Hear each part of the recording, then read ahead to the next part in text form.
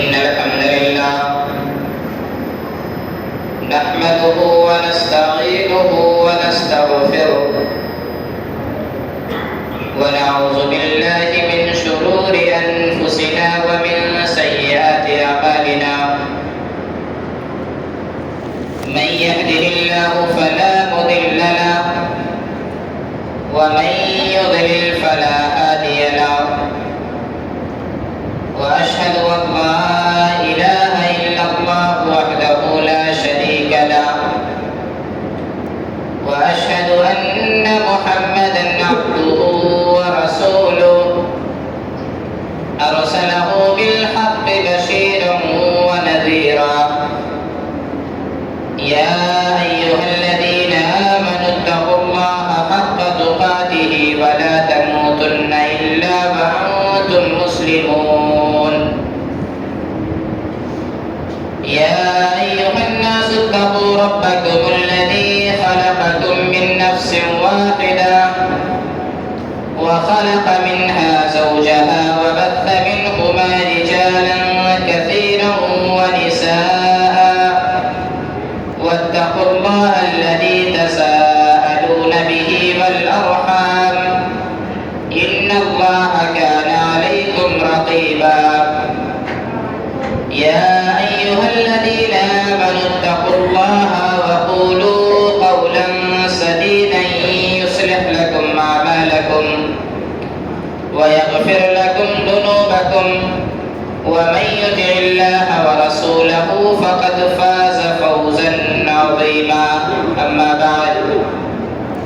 فإن خير الحديث كتاب الله وخير الهدي هدي محمد صلى الله عليه وسلم وشر الأمور محدثاتها وكل محدثة بدعة وكل بدعة ضلالة وكل ضلالة في النار فأعوذ بالله السميع العليم من الشيطان الرجيم بسم الله الرحمن الرحيم مثل الذين ينفقون أموالهم في سبيل الله كمثل حبة أنبتت 7 سنابل في كل سنبلة 100 حبة والله يضعف لمن يشاء. محترم مسلیان کرام، تمام قسم کی تعریف و توصیف، بڑائی و بزرگی، تنہائی و اکتائی، خلوت و جلوت، وحدہ لا شریک خالق کائنات مالک ارض و سما کے لیے لائق اور سزاوار ہے۔ اس دنیا کے اندر اللہ رب العالمین نے تمام لوگوں کو برابر نہیں پیدا کیا۔ اللہ نے کسی کو امیر بنایا، کسی کو غریب بنایا، کسی کو مرد بنایا، کسی کو عورت بنایا، اور کسی کو اللہ رب العالمین نے ضرورت سے زیادہ مال دے دیا اور کسی کو ضرورت کے مقدار کے مطابق بھی مال اللہ تعالیٰ نے نہیں دیا۔ جن لوگوں کو اللہ رب العالمین نے مال و منال سے نوازا، مال و دولت دی، ایسے لوگوں کو اللہ رب العالمین نے انفاق کرنے کا حکم دیا۔ ایسے لوگوں کو اللہ رب العالمین نے اللہ کے راستے میں خرچ کرنے کا حکم دیا ہے۔ اللہ قرآن میں فرماتا ہے مثل الذين ينفقون أموالهم في سبيل الله كمثل حبة أنبتت 7 سنابل، ان لوگوں کی مثال جو اللہ رب العالمین کے راستے میں اپنے مال کو خرچ کرتے ہیں، کمثل حبة اس دانے کی طرح سے ہے، انبتت 7 سنابل جس دانے سے 7 بالیاں نکلتی ہیں، وفی کل سنبلۃ 100 حبہ اور ہر بالی کے اندر 100 دانے ہوتے ہیں، واللہ یضاعف لمن یشاء واللہ واسع علیم، اللہ جس کے لیے چاہتا ہے مزید زیادہ کر دیتا ہے، اللہ کی ذات وسعت والی ہے، اللہ کی ذات جانکار ہے۔ اس آیت کریمہ کے اندر اللہ رب العالمین یہ بیان کر رہا ہے کہ اگر آپ اللہ کے راستے میں 1 روپیہ خرچ کرتے ہیں تو گویا کہ آپ نے اللہ کے راستے میں 700 روپے خرچ کیے، اور قیامت کے دن اس 1 روپے کا بدلہ اللہ رب العالمین 700 روپے کے ذریعے عطا کرے گا۔ یعنی 700 روپے خرچ کرنے کی صورت میں آدمی کو جتنا ثواب ملتا ہے، اگر وہ اس دنیا کے اندر اللہ کے راستے میں خلوص اللہیت کے ساتھ 1 روپے خرچ کرتا ہے تو اللہ تعالیٰ قیامت کے دن اسے 700 روپے نوازے گا۔ حاضرین، آپ تصور کریں، اگر ایک مالدار آدمی، ایک سرمایہ دار آدمی گاؤں سماج کے اندر یہ اعلان کرا دے کہ آج میرے پاس جو انسان 100 روپے جمع کرے گا کل میں اسے 700 روپے دوں گا، تو شاید ہی کوئی انسان بچے جو اس کے پاس 100 روپے جمع نہ کرائے۔ ہر کوئی انسان 100 روپے جمع کرانے کے لیے بےتاب ہو جائے گا، لائنیں لگ جائیں گی۔ کیوں؟ اس لیے کہ اسے امید ہے کل اسے 700 روپے ملنے والے ہیں۔ تو ذرا تصور کرو میرے بھائی اور دوستو، اس ذات سے متعلق جو پوری کائنات کے خزانوں کا مالک ہے، جو بڑا ہی مہربان ہے، جس کی رحمت کا یہ عالم ہے، جو فرماتا ہے اگر کوئی بندہ اس کے سامنے ہاتھ پھیلاتا ہے تو اسے خالی ہاتھ لوٹانے میں شرم آتی ہے، اس ذات کا یہ اعلان ہے اگر تم اللہ کے راستے میں 1 روپے خرچ کرو گے تو اللہ رب العالمین تمہیں 700 روپے سے نوازے گا۔ میرے بھائی اور دوستو، دین جس طرح سے دنیا کی ترقی کے لیے مال کی ضرورت ہوتی ہے، کسی بھی شعبے کی ترقی کے لیے مال کی ضرورت ہوتی ہے، اگر آپ اپنی تجارت کے اندر مزید ترقی کرنا چاہتے ہیں تو اس کے لیے پیسوں کی ضرورت ہے، اسی طرح سے دین کی ترقی کے لیے بھی پیسوں کی ضرورت پڑتی ہے۔ دین کی نشر و اشاعت کے لیے، دین کو پروان چڑھانے کے لیے پیسوں کی ضرورت پڑتی ہے۔ اگر ہم نے اللہ رب العالمین کے راستے میں پیسے خرچ کرنا بند کر دیا تو میرے بھائی اور دوستو، ہمارے گاؤں سے، ہمارے سماج سے، ہمارے معاشرے سے، ہمارے ملک سے دھیرے دھیرے اسلام مٹتا جائے گا۔ لہذا انفاق کی بڑی ضرورت ہے۔ اللہ قرآن میں فرماتا ہے وَمَا تُقَدِّمُوا لِأَنفُسِكُم مِّن خَيْرٍ تَجِدُوهُ عِندَ اللَّهِ، لوگوں تم جو کچھ بھی اللہ اپنے نفس کے لیے آگے بھیجتے ہو، آگے سے مراد آخرت کے لیے تم جو کچھ بھی بھیجتے ہو، جب اللہ تعالیٰ کے یہاں پہنچو گے اللہ رب العالمین اس کا بدلہ نہایت عظیم دے گا، اجر کے لحاظ سے اس کا بدلہ بہت بڑا ہوگا۔ لہذا ہمیں چاہیے کہ ہم انفاق زیادہ سے زیادہ کریں، اور انفاق کے لیے ضروری ہے میرے بھائی اور دوستو کہ ہم دن کے اندر بھی اللہ کے راستے میں خرچ کریں اور رات کے اندر بھی اللہ کے راستے میں خرچ کریں، ظاہری طور پر بھی اللہ کے راستے میں خرچ کریں، خفیہ طور پر بھی اللہ کے راستے میں خرچ کریں۔ ظاہری طور پر خرچ کرنے کا مطلب یہ نہیں کہ آپ لوگوں کو دکھاتے چلیں کہ دیکھو میں نے اللہ کے راستے میں اتنا روپیہ خرچ کیا، ہرگز یہ مقصود نہیں ہے، بلکہ دکھانے کا مقصد یہ ہے آپ دکھا کر کے دیں گے تو لوگ بھی آپ کی طرح اللہ کے راستے میں صدقہ و خیرات کرنے کی کوشش کریں گے۔ اگر یہ نیت ہے تو آپ دکھا کر کے صدقہ و خیرات کر سکتے ہیں۔ اللہ قرآن میں فرماتا ہے وَالَّذِينَ يُنْفِقُونَ أَمْوَالَهُمْ بِاللَّيْلِ وَالنَّهَارِ سِرًّا وَعَلَانِيَةً فَلَهُمْ أَجْرُهُمْ عِندَ رَبِّهِمْ وَلَا خَوْفٌ عَلَيْهِمْ وَلَا هُمْ يَحْزَنُونَ، کہ جو لوگ اپنے مال کو اللہ کے راستے میں دن میں بھی خرچ کرتے ہیں، رات میں بھی خرچ کرتے ہیں، سِرًّا وَعَلَانِيَةً خفیہ طور پہ بھی خرچ کرتے ہیں اور دکھا کر کے بھی خرچ کرتے ہیں، اللہ فرماتا ہے فَلَهُمْ أَجْرُهُمْ عِندَ رَبِّهِمْ وَلَا خَوْفٌ عَلَيْهِمْ وَلَا هُمْ يَحْزَنُونَ، ایسے لوگوں کے لیے اللہ رب العالمین کے ہاں ان کے لیے اجر ہے، وَلَا خَوْفٌ، ان پر کوئی ڈر نہیں ہوگا، وَلَا هُمْ يَحْزَنُونَ، اور یہ لوگ اداس نہیں ہوں گے، یہ لوگ غمگین نہیں ہوں گے۔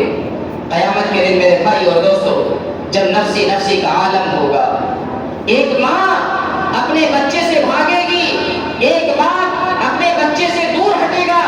اس وقت میرے بھائی اور دوستو گھبراہٹ کا یہ عالم ہوگا کہ انسان کسی کو نہیں دیکھے گا، لیکن جنہوں نے اللہ کے راستے میں مال خرچ کیا ہوگا، جنہوں نے اللہ کے راستے میں روپے پیسے خرچ کیے ہوں گے،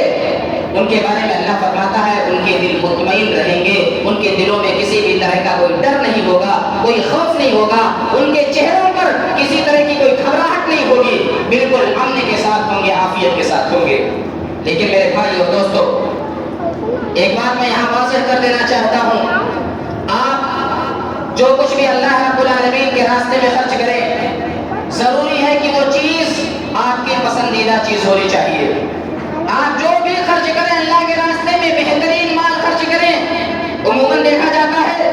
لوگ ردی چیزیں اللہ کے راستے میں خرچ کر دیتے ہیں، خراب مال غریبوں مسکینوں کے حوالے کر دیتے ہیں۔ یاد رہے، اگر آپ کی یہ عادت ہے تو آپ کا صدقہ کرنا آپ کو ذرا برابر فائدہ نہیں دے گا۔ اللہ قرآن میں کہتا ہے لن تنالوا البر حتى تنفقوا مما تحبون، لوگوں تم اس وقت تک نیکی نہیں پا سکتے جب تک کہ تم اپنا محبوب مال اللہ کے راستے میں خرچ نہ کرو۔ اپنا محبوب مال، اپنا پیارا مال اللہ کے راستے میں خرچ کرو گے تو نیکی ملے گی۔ اس کے بعد اللہ فرماتا ہے وَمَا تُنْفِقُوا مِنْ شَيْءٍ فَإِنَّ اللَّهَ بِهِ عَلِيمٌ، تم جو کچھ بھی خرچ کرتے ہو اللہ اسے دیکھ رہا ہے، اللہ اسے جان رہا ہے۔ لوگوں کے سامنے چھپا کر کے آپ کچھ بھی خرچ کر سکتے ہیں، لیکن اس کی ریالٹی کیا ہے اللہ کو معلوم ہے۔ آپ نے جو دھان اللہ کے راستے میں خرچ کیا ہے اس کی حقیقت کیا ہے اللہ کو معلوم ہے، کیونکہ اس دھان کو اللہ نے پیدا کیا، اس گیہوں کو اللہ نے پیدا کیا، اس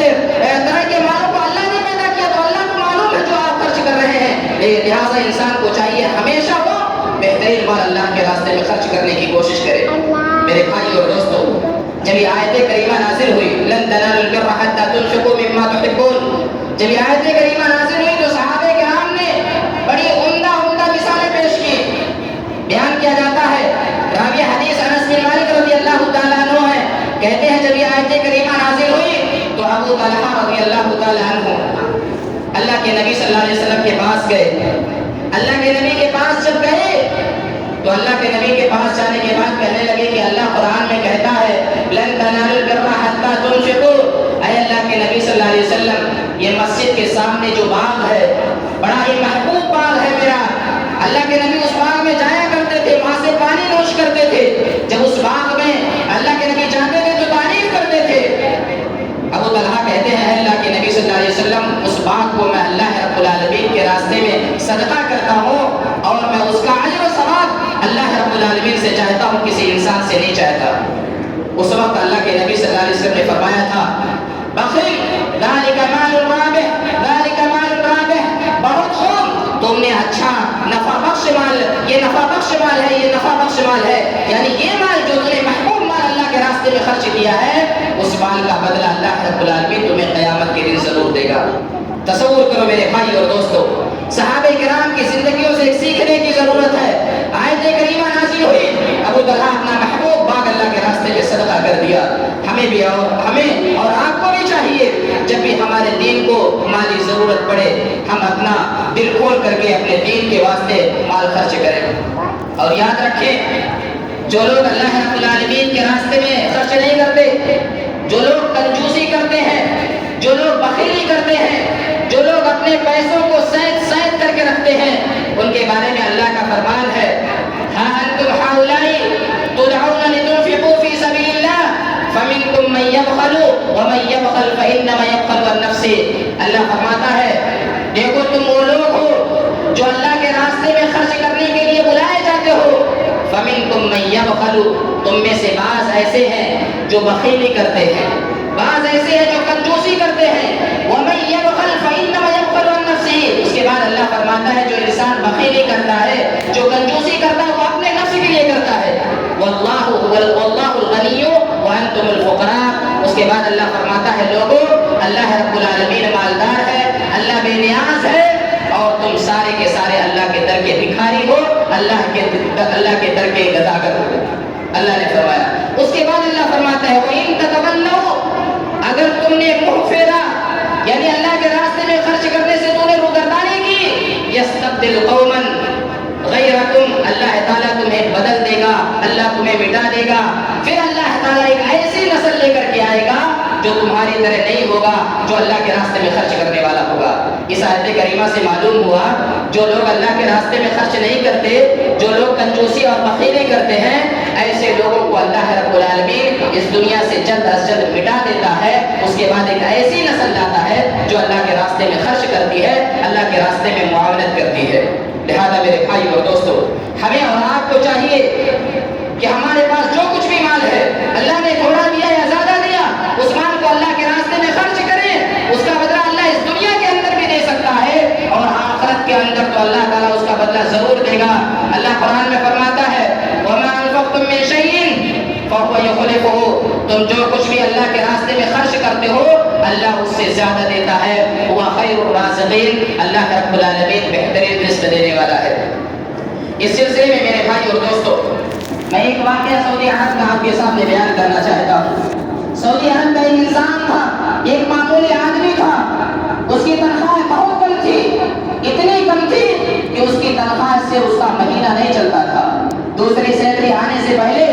اس کا پیسہ خرچ ہو جاتا تھا, اس کی سیلری ختم ہو جاتی تھی. مہینہ کو مکمل کرنے کے لیے اسے قرضہ لینا پڑتا تھا. وہ قرض کی بوجھ سے بالکل دب چکا تھا, پریشان ہو گیا تھا. ایک مرتبہ ایک عالم دین سے ملاقات کرتا ہے اور اس کے سامنے اپنی پریشانیاں رکھتا ہے کہ میری تنخواہ بہت کم ہے, دوسرے مہینے کی تنخواہ آنے سے پہلے مہینے کی تنخواہ ختم ہو جاتی ہے اور میں مقروض ہو جاتا ہوں. اس عالم دین نے کہا اچھا تم ایسا کرو, اپنی تنخواہ کا 5% اللہ کے راستے میں صدقہ کر دیا کرو. اپنی تنخواہ کا صرف 5% اللہ کے راستے میں صدقہ کر دیا کرو. وہ آدمی حیران و پریشان ہو گیا, کہنے لگا عالم دین صاحب میں پوری تنخواہ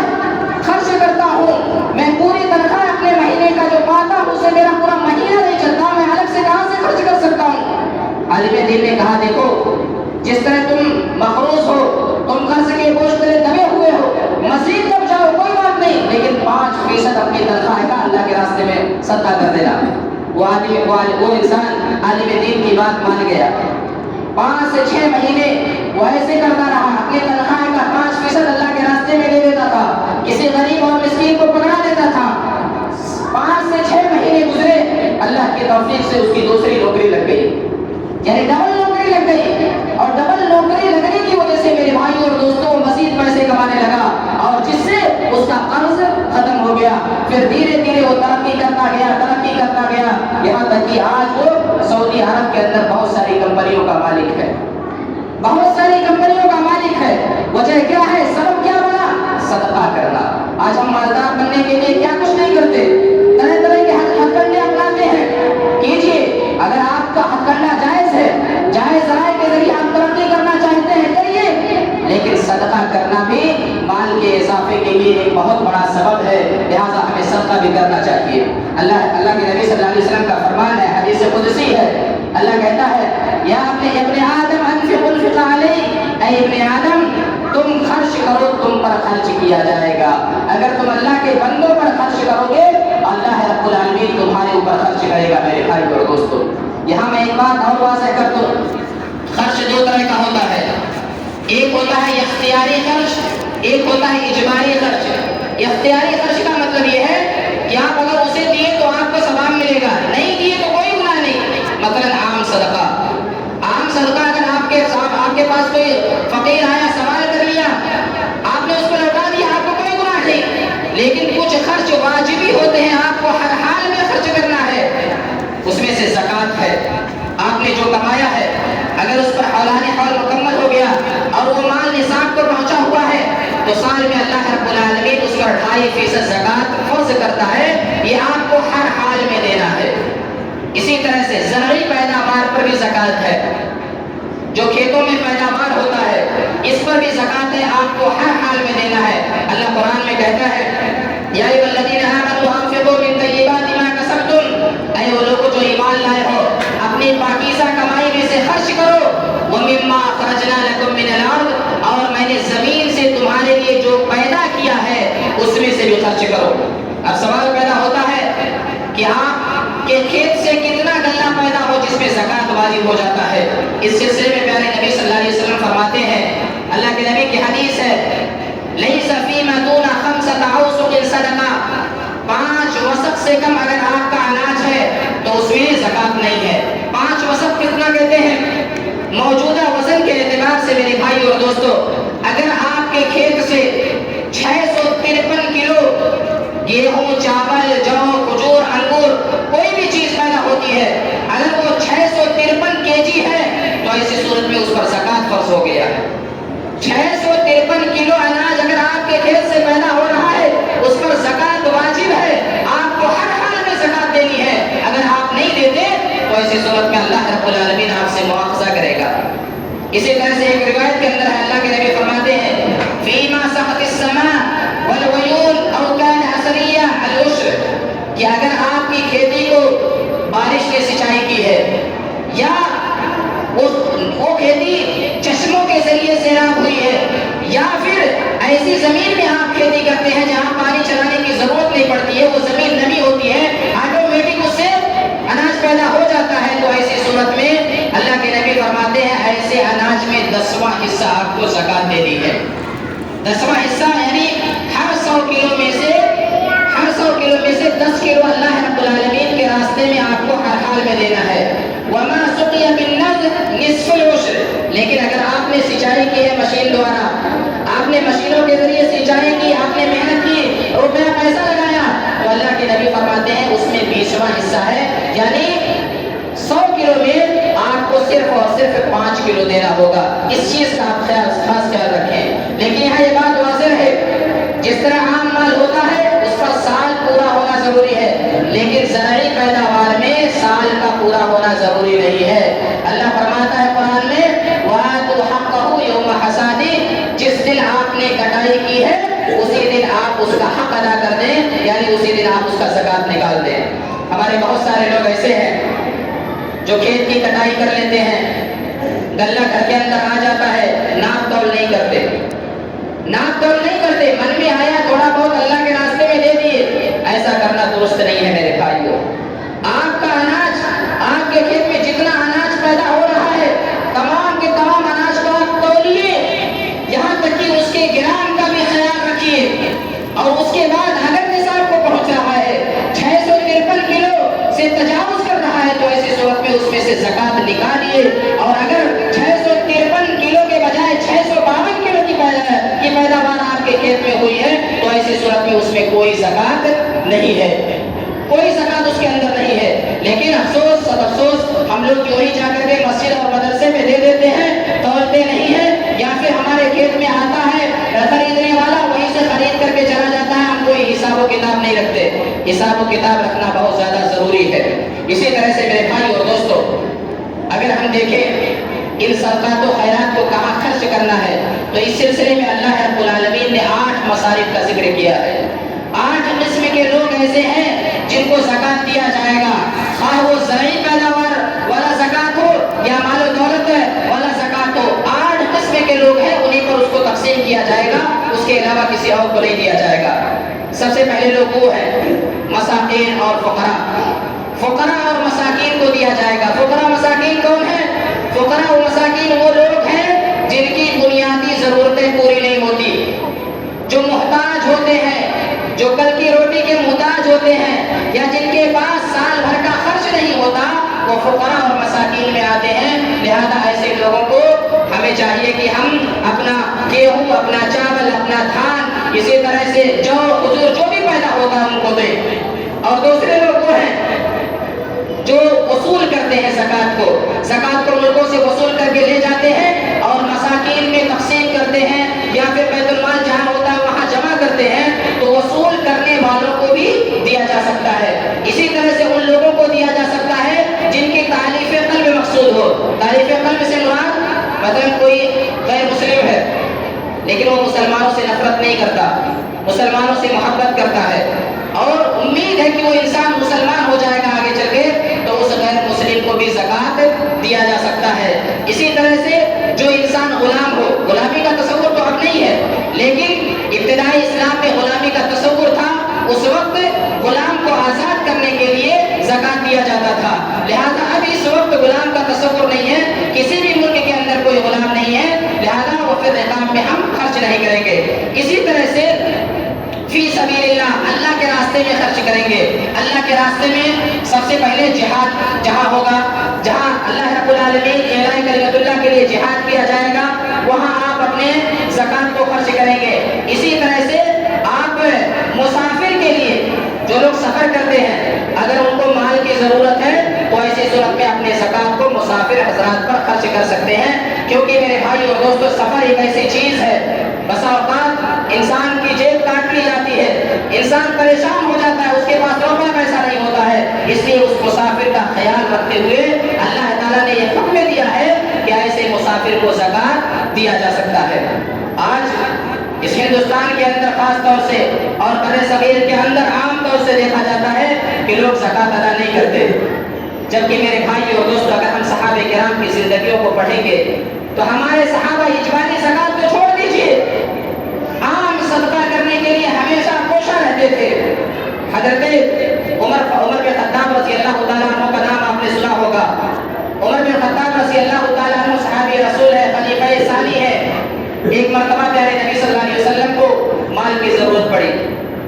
اتفاق سے عمر فاروق رضی اللہ تعالیٰ عنہ کے پاس مال تھا، اور وہ دل میں سوچنے لگے